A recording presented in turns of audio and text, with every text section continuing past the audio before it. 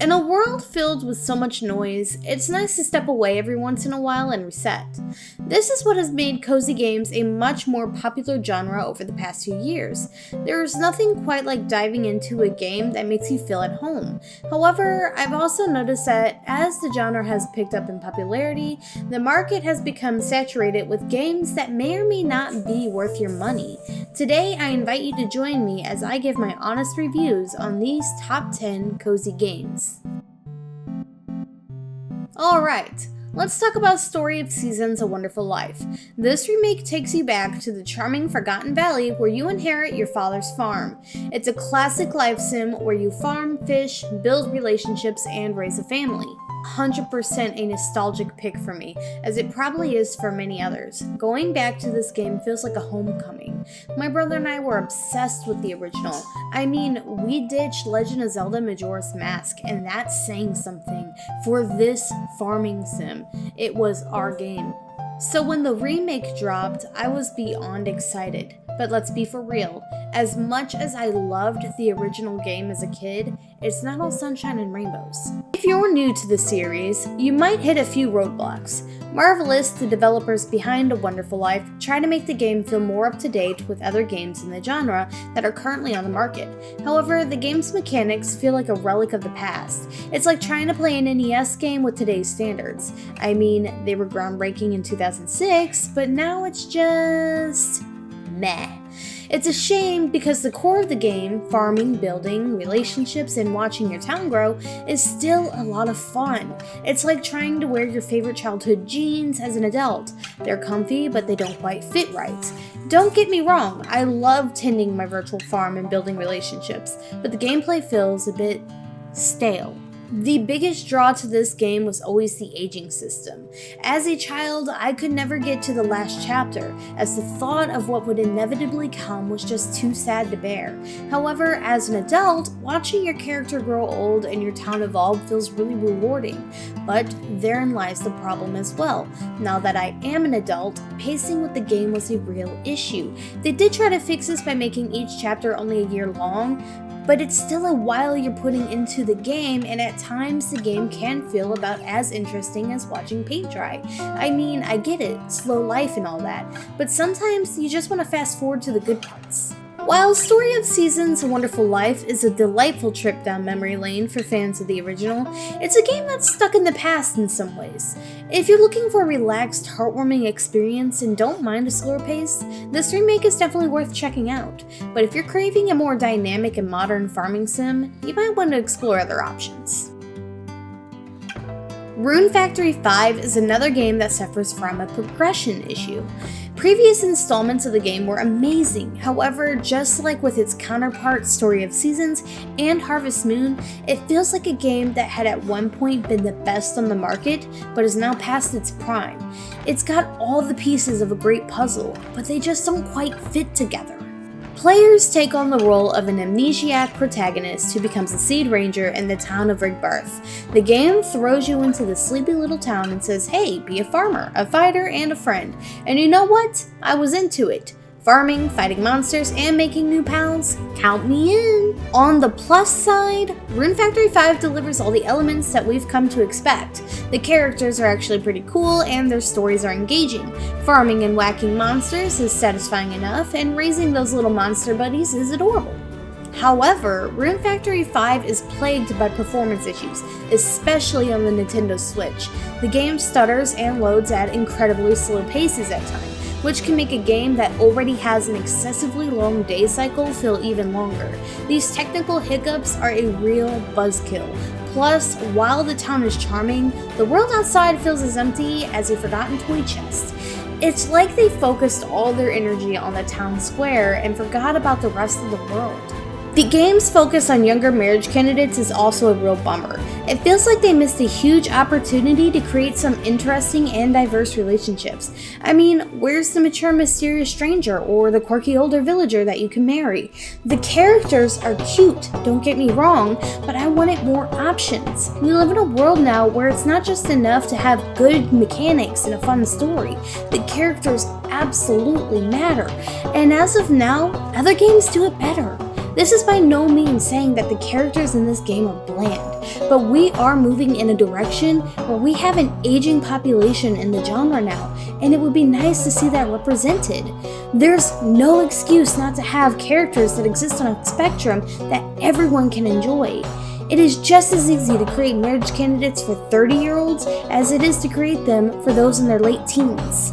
Rune Factory 5 should be celebrated as a welcome return to the series, but like with many new installments for these once unbeatable devs, it feels more and more like missed opportunity after missed opportunity. It has the foundation for something truly special, but it just doesn't quite deliver. While fans of the series will find comfort in the familiar gameplay loop, it's hard to ignore the cracks in the foundation. The game feels like a rushed project with technical hiccups that overshadow the charm. It's a shame because there are some genuinely fun moments to be had. My time at Porsche is like discovering a hidden gem in a dusty old attic. It's a charming post-apocalyptic world that feels fresh and inviting. You arrive in Porsche as a wide-eyed newbie ready to rebuild your dad's workshop. It's basically Life Sim meets DIY, and I was hooked. From chopping wood to crafting masterpieces, there's always something to do. The town is full of quirky characters who feel like real people, not just NPCs. Building relationships with them is like making new friends, and the play mechanic adds a fun way to hang out with all of these characters and get to know them better. Marriage is a big deal in this game. Your partner isn't just a pretty face, they're a practical asset. They help out around the workshop, and each one has their own special perks.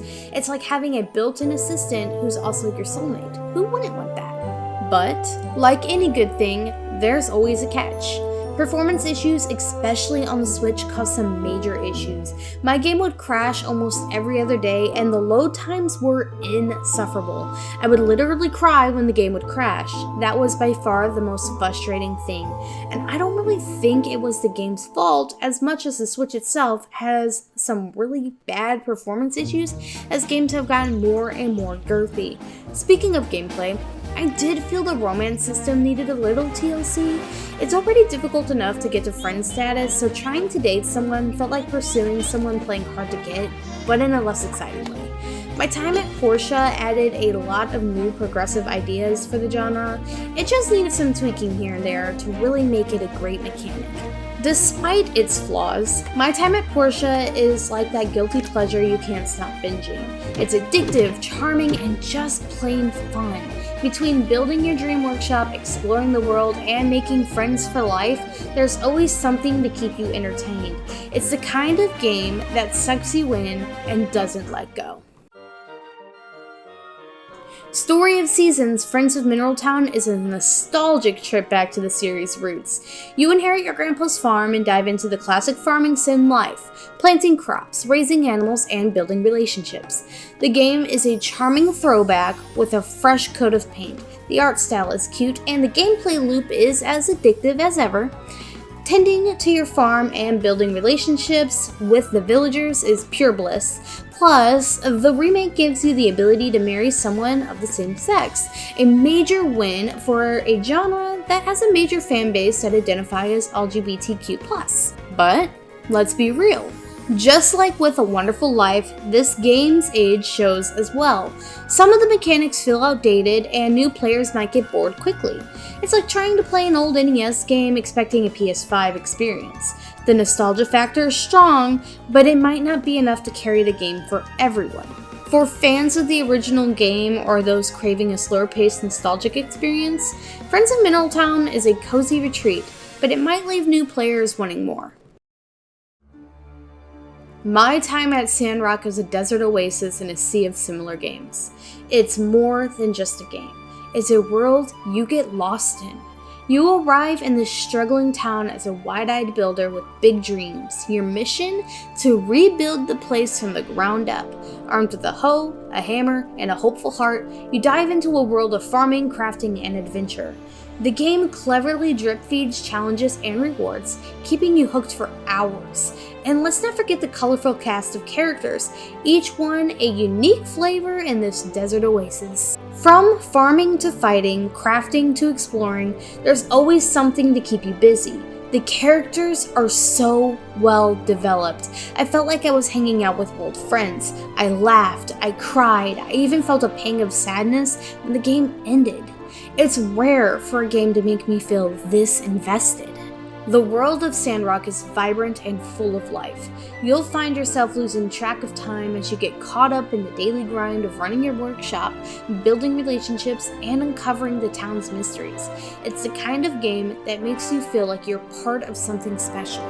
The story isn't just a side dish, it's a main course with multiple helpings. There are so many plot lines intertwining, and let's talk combat. It's no Dark Souls, but it packs a punch. Plus, being able to team up with friends to rebuild the town, that's the cherry on top. Sure, it's not perfect. The dungeons can get a bit repetitive, and for the life of me, I do not understand why you can't put cooking equipment inside your home. But my time at Sandrock is a shining star in the life sim galaxy. My time at Sandrock proves that life sims can be both challenging and comforting. It's the perfect blend of hard work and relaxation. This game is a shining example of how to do it right. Medieval Dynasty is a hidden gem that lets you swap your keyboard for a virtual sword and plow. You start as a lone wolf, building your life from scratch and slowly expand into a thriving community. It's like playing a medieval version of The Sims, but with a dash of survival. Medieval Dynasty is an unexpected gem for cozy gamers. While it might not fit the typical mold, its emphasis on community building and gradual progress creates a surprisingly relaxing experience. Managing resources, growing your village, and mastering different skills is incredibly satisfying. It's the kind of game where you can lose track of time as you watch your little kingdom grow. Unlike your typical survival game, Medieval Dynasty is all about building an empire from the ground up. It's more than just surviving, it's about thriving. However, this game has a steep learning curve and there's a million things to manage, as well as the game doesn't hold your hand. It's like being thrown into the deep end without a life jacket. It took me a while to figure out how to do things like farming and managing my storages to make sure my town was fed and happy. Despite the challenges, Medieval Dynasty is a truly rewarding experience. It's a game that lets you create your own story and grow your own legacy. It's more than just a game. It's a digital time capsule of medieval life. Traveler's Rest is a cozy little tavern sim that invites you to step into the shoes of an innkeeper. You start with a humble establishment and gradually expand into a bustling hub for weary travelers. From crafting delicious food and drinks to managing your staff and keeping customers happy, it's a management sim that's as addictive as your favorite food. The core gameplay loop of running a tavern is incredibly satisfying. There's a real sense of accomplishment as you watch your humble establishment grow into a thriving hub for weary travelers. The ability to craft everything from scratch, including beer and wine, adds a satisfying layer of depth. However, the game is still in early access, so it's not without its challenges. The UI could benefit from some refinements, especially regarding menu navigation. Building reputation can feel like a slow grind, and the exact factors influencing customer satisfaction can be more transparent. Despite these minor issues, Traveler's Rest is a promising game with a lot of potential. Since it's still in early access, the game has a lot of room for growth yet, and that leaves promise that these minor issues will be patched up. The foundation is solid and the core gameplay loop is incredibly fun. While I don't know if I would recommend buying this one immediately, it is definitely worth keeping an eye on as development progresses. Sunhaven is a charming blend of farming and fantasy that feels like a warm hug on a cold day. You arrive in this magical town with big dreams and a rusty hoe, ready to build a new life. From tending your crops to exploring enchanted forests, there's always something to keep you entertained. The pixel art style is adorable and the characters are diverse and fun to get to know. Building relationships and watching your farm grow is incredibly satisfying. There is a perfect blend of relaxation and excitement. You can chill out while exploring town or embark on thrilling adventures. The game may have a set story, but you are very much in control and make the rules. However, the game isn't without its quirks, the romance system can be a bit confusing, and the tutorial could use some extra love. And while the combat is optional, it feels like an afterthought. Despite its flaws, Sunhaven is a delightful escape. It's a game that lets you relax and unwind or dive into an exciting adventure. It's a perfect blend of cozy and exciting. Coral Island is a tropical paradise that invites you to escape the hustle and bustle of everyday life. You arrive on this vibrant island with nothing but a backpack full of dreams and a determination to build a new life. From farming to fishing, exploring to crafting, there's an endless supply of activities to keep you entertained. The game's focus on community and environmental restoration is refreshing, building relationships with the colorful cast of characters that each come with their own backstories. The island itself is a living, breathing entity that responds to your care. The kids running around Starlet Town are some of my favorite characters, and each one has their own little animation style while walking around, really making them feel alive. They bring a burst of energy that's contagious. Another plus is being able to design your farm and character to your heart's content. There are multiple different styles and design options to choose from, giving hours of gameplay on your homestead alone. However, the game's potential is hindered by performance issues and a somewhat underdeveloped romance system. It feels like there's a great game buried beneath the surface, just waiting to be fully realized. Ultimately, although this game is fully released, it often feels like an early access game, and with each update, it feels like it's getting closer and closer to a fully realized piece. I would also be remiss to say that there are some really annoying bugs in this game. The sound can randomly disappear and graphics can clip, causing major distractions. While the game is still playable, you never truly understand how important music is until you're running around the fall festival with no sound. Despite its shortcomings, Coral Island is a charming escape. It's the kind of game where you can lose track of time as you explore the island and build your dream life. With a few more updates, it has the potential to become a true standout in the genre. You may have assumed this from the start, but there is no better cozy game than Stardew Valley. It is the staple of cozy games. While there are older games than it in the genre, Stardew Valley is truly what kicked these games into the mainstream. I would bet $100 that if you have been playing cozy games for the past few years, you've run into a game that is practically a copy of this one. Many devs have tried to capture at least a fraction of the success that Stardew Valley has had. The game starts out like many in the genre. You inherit your grandpa's old farm and dive into a world of farming, fishing, and friendship. It's like trading your hectic city life for a peaceful countryside escape. The game's charms lies in its simplicity and depth. You can spend hours tending to your crops, befriending the townsfolk, or exploring the mysterious mines. It's the kind of game where you lose track of time as you watch your farm grow and your relationships blossom. The game's gentle pace, coupled with the satisfaction of the changing seasons and many different festivals, add depth and variety to gameplay, while the option to explore mines, fish, or simply relax by the river provides endless possibilities. While the core mechanics are simple, the game's depth lies in its freedom to choose your own path. Whether you prefer to be a dedicated farmer, a skilled angler, or a fearless adventurer, Stardew Valley accommodates all playstyles. The addition of multiplayer enhances the experience, allowing players to share the joy of farming with friends. Stardew Valley's enduring appeal lies in its ability to provide a comforting and enjoyable experience for players of all ages. It's a game that invites you to slow down, relax, and appreciate the simple pleasures of life. This alone will forever cement Stardew Valley as a timeless classic that continues to captivate players with its cozy charm and endless possibilities. And there you have it, my top 10 honest opinions of some of the hottest cozy games currently on the market.